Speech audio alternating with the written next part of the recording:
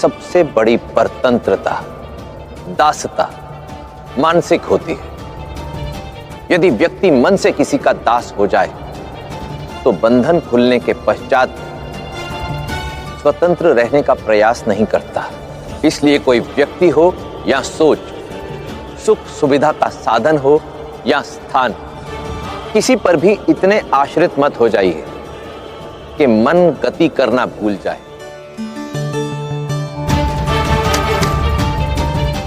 देखा आपने, सर्वशक्तिशाली सूर्य को भी एक छोटे से पृष्ठ को जलाने के लिए अपनी ऊष्मा, अपनी ऊर्जा को एक स्थान पर केंद्रित करना पड़ता है।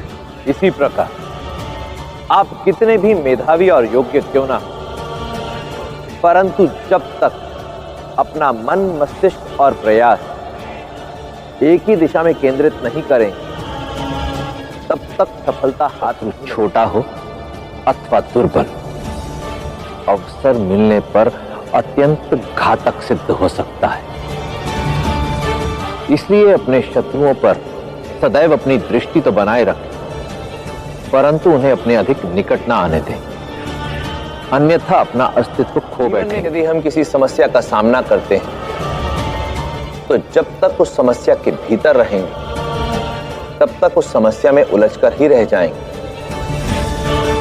समाधान तभी प्राप्त होगा जब समस्या से दूर जाकर उसके विषय में मनन। आपको दर्पण में अपना चेहरा स्पष्ट नहीं, धुंधला दिखाई दे तो हम दर्पण को साफ करने का प्रयास करते हैं और चेहरा स्पष्ट दिखाई देने लगता है। परंतु यदि दर्पण को साफ करने के पश्चात भी चेहरा धुंधला ही दिखाई दे तो क्या कभी सोचा है ऐसा क्यों होता है? क्योंकि कई बार धूल दर्पण पर नहीं, आंखों पर जमा होती है।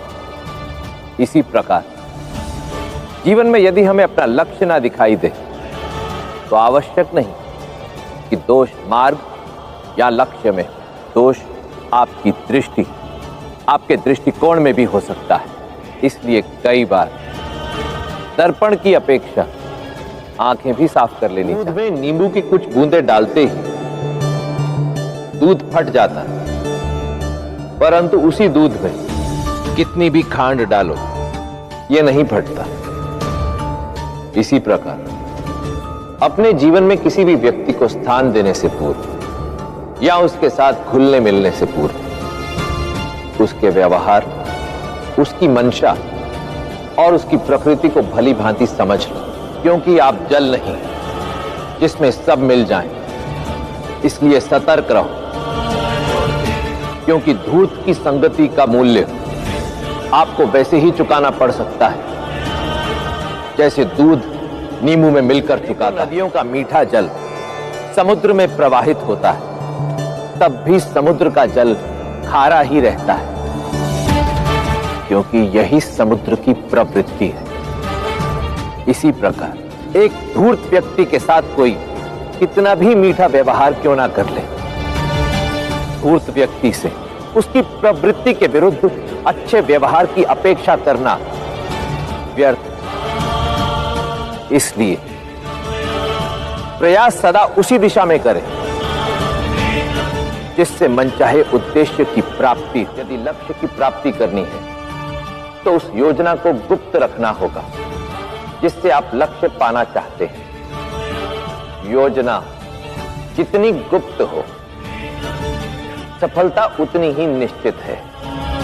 ये रिक्त पड़ा घोंसला देख रहे हैं आप, ये बताता है कि इसमें रहने वाले पक्षी की संतान उड़ना सीख लिया है, वो जीवन में आगे बढ़ चुकी है। इसी प्रकार यदि हमें भी जीवन में आगे बढ़ना है, सफलता प्राप्त करनी है, तो इन पंछियों की भांति अपनी सुख सुविधाओं का त्याग कर, अपने सुरक्षित वातावरण को छोड़कर चुनौतियों का सामना करना होगा। स्मरण रहे अतीत से मोह, भविष्य में मिलने वाली सफलता के मार्ग की सबसे बड़ी बेड़ी बन जाता है। जीवित रहने के लिए सबसे अधिक आवश्यकता किस वस्तु की होती है? भोजन, जल अथवा श्वास लेने के लिए वायु की नहीं। सबसे आवश्यक यदि कुछ है तो वो है आशा। भले ही व्यक्ति के पास कोई भी सुख सुविधा ना हो, परंतु यदि उज्जवल भविष्य की आशा हो तो वो उसी आशा को अपनी शक्ति बनाकर भविष्य में आने वाली बड़ी से बड़ी बाधा को भी पार कर सकता है। इसलिए जीवन में यदि सब कुछ छिन जाए या खो जाए, तब भी आशा का दामन थामे रखो। स्मरण रहे, आशा की एकमात्र किरण घने से घने अंधकार को मिटाने के लिए पर्याप्त समय समय पर मस्तिष्क के सामने उलझने ना आए तो वो कुंद होने लगता है। इसी प्रकार यदि शरीर श्रम करने का या कठिन चुनौतियों का सामना करने का अभ्यास खो दे तो बलहीन होने लगता है। इसलिए यदि जीवन में कठिन चुनौतियां आए तो उनसे मुंह मत मोड़ो, डटकर उनका सामना करो।